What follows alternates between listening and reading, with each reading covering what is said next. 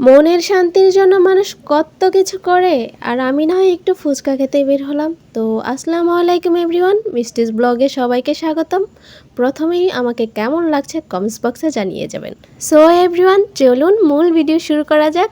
আজকে আমি যাচ্ছি একটু নদীর পাড়ে ঘোরাঘুরি করার জন্য আর ফুচকা পানিপুরি খাওয়ার জন্য। গাড়িতে বসে বসে রাস্তার সৌন্দর্য মাপছিলাম আর মনে পড়ে যাচ্ছিল কত পুরনো স্মৃতি।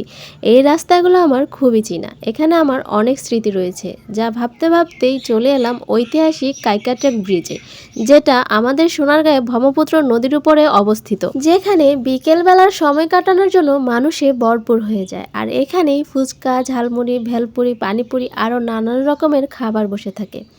আর হ্যাঁ, আজকে কিন্তু আমি একা আসিনি, আমার সাথে কিন্তু আমার ভাগ্নি জান্নাতও ছিল। এখানে প্রথমে এসেই সবার আগে চোখে পড়েছিল নদীর উপরে আকাশের সৌন্দর্য। নদীর উপরের আকাশ সবসময়ই সুন্দর হয়ে থাকে, তার মধ্যে যদি আবার হয় শরৎকাল, কারণ শরৎকালের আকাশের রং সম্পূর্ণ নীল রং ধারণ করে। আর এইদিকে পশ্চিমের আকাশে সূর্য ডুবি ডুবি সন্ধ্যা নেমে এসেছে, তাই আর দেরি না করে ব্রিজের নিচে চলে এলাম একটু ঘোরার জন্য। এসে দেখি এখানে ঘাটে অনেকগুলো নৌকা ভেড়ানো আছে, চাইলে এখানে সবাই নৌকো দিয়ে ঘুরতে পারে, তবে অবশ্যই টাকা পে করতে হবে। সন্ধ্যার অন্ধকার নেমে এসেছে চারদিকে।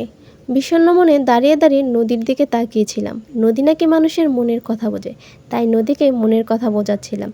দুইজনে অনেকক্ষণ হাত ধরে হাঁটাহাঁটিও করেছিলাম। যেহেতু অন্ধকার হয়ে আসছে, বাসায় ফিরতে হবে, সেজন্য আর দেরি না করে আবার উপরে চলে এলাম। উপরে এসেই দেখি ফুচকা পানিপুরির প্রতিটা ধাবাতেই সুন্দর সুন্দর লাইটিং করা হয়েছে, আর ইতিমধ্যেই অনেকেই খাবারের অর্ডারও দিয়ে ফেলেছে। তাই আমরাও আর দেরি না করে চলে গেলাম পানিপুরি খাওয়ার জন্য। এখানে বিকেলের পর থেকেই প্রতিটি দোকানে ভিড় জমা শুরু হয়ে যায়, আর সন্ধ্যার পরে তো বসার জন্য জায়গাই পাওয়া যায় না। আমরাও একটি দোকানে এসে 2 প্লেট পানিপুরির অর্ডার দিয়ে দিয়েছিলাম। এখানে অর্ডার দিয়ে কিছুক্ষণ অপেক্ষা করতে হয়, তাই আমরা দুজন কিছুক্ষণ অপেক্ষা করছিলাম। আর এখানে ভিডিও করার পারমিশন আছে কিনা সেটা জিজ্ঞেস করাতে দোকানদার বলল, সমস্যা নেই আপু, এখানে অনেকেই ভিডিও করে থাকে, আপনারাও করতে পারেন। ভিডিও করতে করতেই আমাদের পানিপুরি চলে এসেছে, দেখেই লোভ সামলাতে পারছি না, অলরেডি জিভে পানি চলে এসেছে।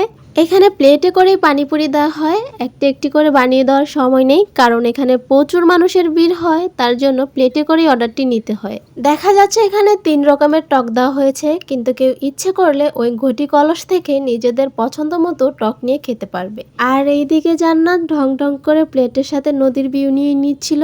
আমাদের ঢং দেখে কেউ একদমই বিচলিত হবেন না, কারণ পৃথিবীতে ঢং শব্দটি তৈরি হয়েছে মেয়েদের জন্য।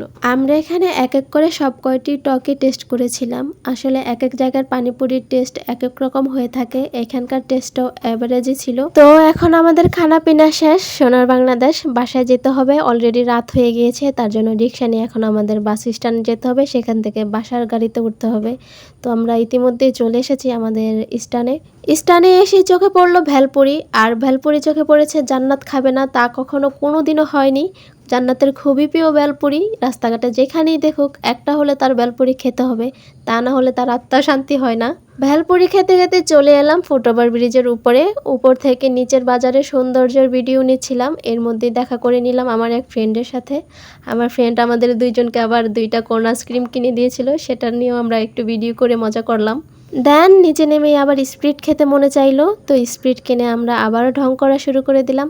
ঢং করতে করতে এবার বাড়ির উদ্দেশ্যে রওনা দিলাম। তো এভরিওয়ান, অনেকক্ষণ বক করলাম, এবার যাচ্ছি। দেখা হবে নতুন কোনো ভিডিওতে, সেই পর্যন্ত সবাই পেজটি ফলো দিয়ে লাইক কমেন্ট শেয়ার করে পাশে থাকবেন। আল্লাহ হাফেজ।